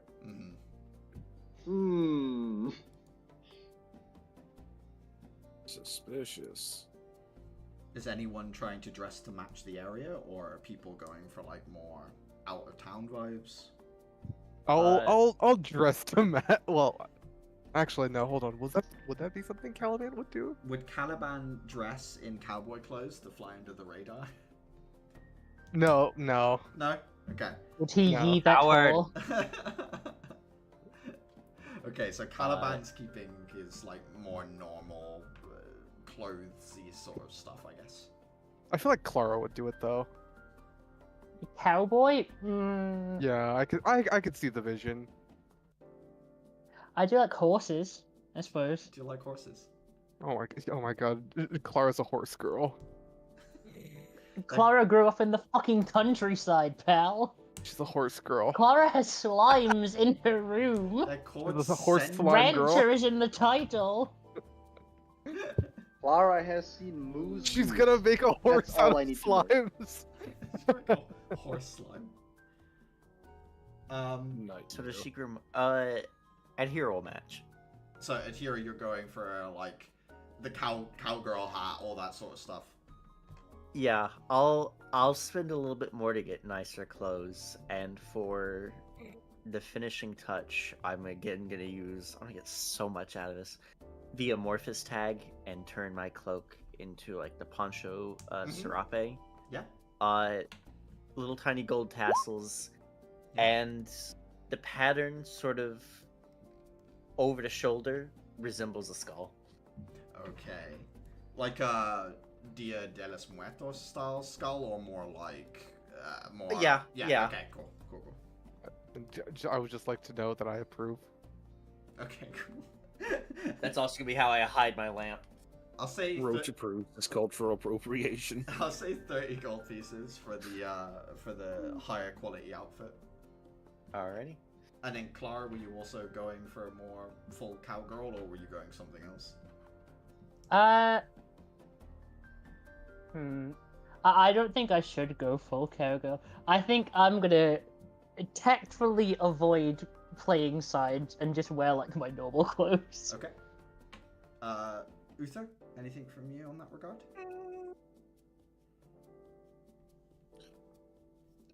I think I would try to like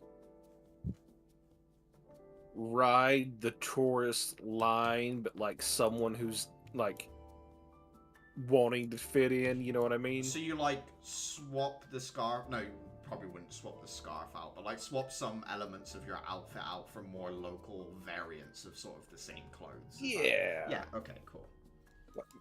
Like probably get a poncho, but probably like go out of my way to make sure it's not of a color that looks like an organ, like one of the groups. You know, just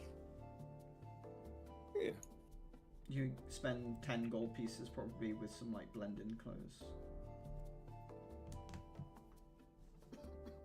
Alright. Once you guys have gone shopping and walked around a little bit, what do you want to do? Head into the casino as a group, or? Yeah. Or I guess the other option would be we filter in one by one, sort of stagger it a little. See, the thing is, we don't look like a cohesive, group, so it probably is unironically better if we go in one by one. At the same time, it's going to be like all of the foreigners like creeping in slowly. So that's It's a casino. They get a lot of strange faces. I do think that Adhira in the change of clothes looks very local. Like, probably would blend in pretty easily with everyone here. So yeah, there is that. Obviously, Uther, you've got the obvious signs of being adapted to on top of a mountain as well, and some changed clothes, which I think that... So the two of you have a better chance of blending in as locals, for sure. Okay. So if you wanted to go in as two groups, locals and not locals, you could do it that way. Okay. I'm fine with that one. Adhira and Uther are heading in first or second? Let's go in first. Alright. You guys make your way across the city. During the day, the guarding of the casino seems a little bit more lax, you would say. There are less people in the courtyard that are just sort of standing around keeping watch. There are a lot more people milling about. There are little stalls up in the courtyard as well, selling food and clothing and things like that. No one ID checks you as you walk into the casino. No one questions anything to do with your approach in. There is a mixture of people in here. Some of them do seem to be from out of town, but you would say that's the rarity here. Most of them seem to be people in the garb of this particular region, wearing the uniform, so to speak. The guards in this place do not shy away from showing the fact that they are carrying guns. Some of them seem to be carrying more revolver-style weapons. Some of them have, like, big old rifle-type things. Some of them have swords. You notice that a few of them seem to have, like, more fantasy-style longswords. There's, like, a mixture of, like, Wild West and fantasy blades in here. You've got... Then there's my wee bass. And then, yeah, you with your big Adachi. You've got a mixture of people playing card games, roulette. There seems to be one game in particular, which is like a big spin the wheel type game with a... It's kind of like an 8-ball symbol, like you would shake in order to get an answer at the back, a magic 8-ball style symbol. and the game is to like spin the wheel, and whatever you land on, you get some amount of points, and you keep doing it. And the 8-ball is like an automatic win. Seems to be the most popular game in here. Is there anything particular you want to do? Whether you're like just trying to soak in the atmosphere, or it's not quite roulette, because roulette is you bet on a specific number and you're trying to get whatever number you bet, or whatever odds, evens, reds, blacks, all that sort of stuff. It's more of a spin the wheel type game, kind of like a game show almost, but gambling. But yeah, anything particular you want to do? Ed here would be down. Rules of games. Yeah. Yeah, so you've got your typical like blackjack, poker, all that sort of stuff is here. You've got the spin the wheel game, which is kind of like gaining points depending on symbols. I guess it's kind of like a proto version of a fruit machine, or like a slot machine in some sense, where the symbols have different meanings and values. The rules seem to be quite complicated, but there are some locals playing it who seem to be very adept at it, who are playing it right now. There is also a big central stage where there is entertainment playing, which is like underneath where that dome is. There's like a band in the middle. There's the bar that goes around that big loop bar that you guys noted, that Uther saw before.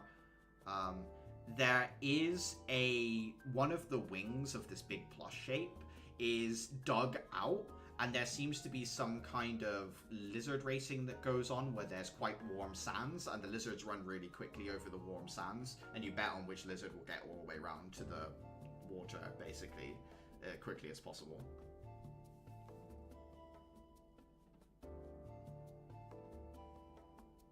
Hell yeah, lizard racing. There Let's is go. lizard It does. Thing is, I probably recognize a few of those lizards. Yeah, they do look to be the same ones you ate. The losers get fried. Oh no! Ed here would be down for like picking anyone to games, settling in, maybe trying to make a little money as she keeps her ears and eyes open. Okay. So you sit down at like one of the poker tables or something like that, Hero, blackjack? Yeah. Okay. I'm sure she's familiar with the game. Yeah, probably so. It's as widely known, I would say. Uther, anything you particularly want to do? I'll probably sit and watch her play for a little bit, and then like wander off into like, I don't know, something else, and just observing, trying to find something that catches his interest. Adhira, how do you want to play this? Is it like, do you want to try and read the other people at the table, or is it more, are you trying to cheat sleight of hand style, or are you just playing the game straight, as it were, like just playing? I think for now, until we get an idea of like how security is around here, how well they watch, she's just gonna do typical deception poker face. Okay, give me a charm deception. room. Give me a deception. What's everybody else betting? So this is just these two first, and then the rest of you can come in afterwards, just so I know what's going on when you guys walk in. Yeah, I'll bet Caliban. Give me a You can't. We lost Caliban. I can say you probably lost about 20 gold pieces by the time the rest of the group walks in. They walk in and see Atira, you're a few hands into poker. There's like a pile of chips. They technically have no frame of reference how big your pile of chips is, but it is smaller than when you came in. But yeah, if you want to mark off 20 gold pieces for now, Atira. I would like to bet. And then, yeah, Clara, Caliban, and Dafer, you guys walk in. See much of the same stuff, but you can obviously see Uther and Atira at one of the poker tables. You see the lizard racing and all that sort of stuff as well. Okay, so do I know that Adhira has lost 20 gold pieces in the process? Give me an insight check. Insight. I think you can see a little bit, like, Adhira, I don't know, would this be frustrating to you, or what's the reaction from Adhira, I guess, is the question. I think it would be frustrating if she wasn't sitting on a very large amount of gold. True. But I don't think with her background she enjoys the feeling of losing money in a game that she's probably played with the other orphans. You can see a smidge of annoyance on Adhira's face, so I think, Caliban, you get the impression that things aren't going well for her. Caliban just like crosses his arms, shakes his head, and I ask her, "How much did you lose?" 20. All right, teach me how to play. You've never played cards before? Oh, it depends on the cards.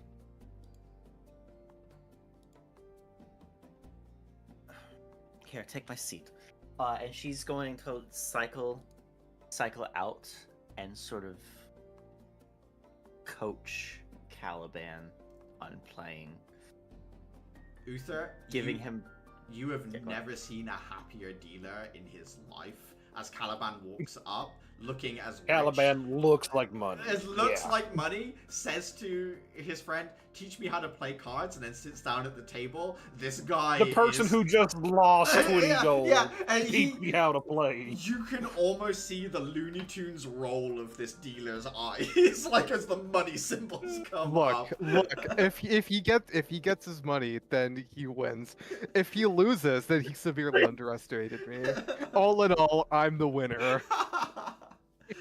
But yeah, obviously, Adhira, you can give Caliban a crash course in the game. So I guess, yeah, Clara, Uther, Dayfra, you can see Caliban sitting down at the table, Adhira advising him. Is there anything anyone wants to do as that sort of gets going? I'm just Adhira's my vizier.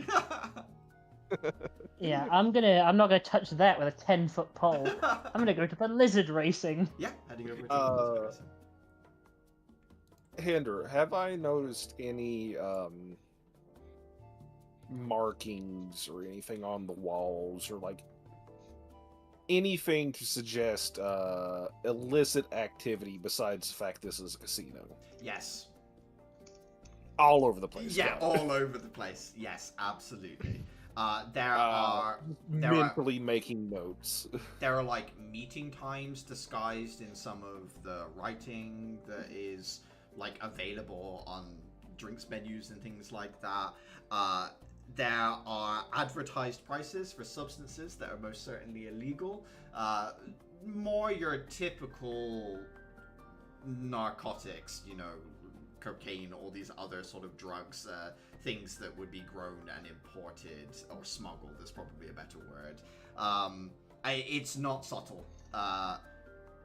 Anyone with like thieves' cant would be able to pick up on it, and it isn't, even for someone who doesn't have thieves' cant, you'd be like, it looks suspicious. It looks suspicious. So there's some degree of it being okay in a sense, right? Like, it's not really that cracked down on, you would say. So yeah, you do see that. Clara, heading over to the lizard racing, you can see it's like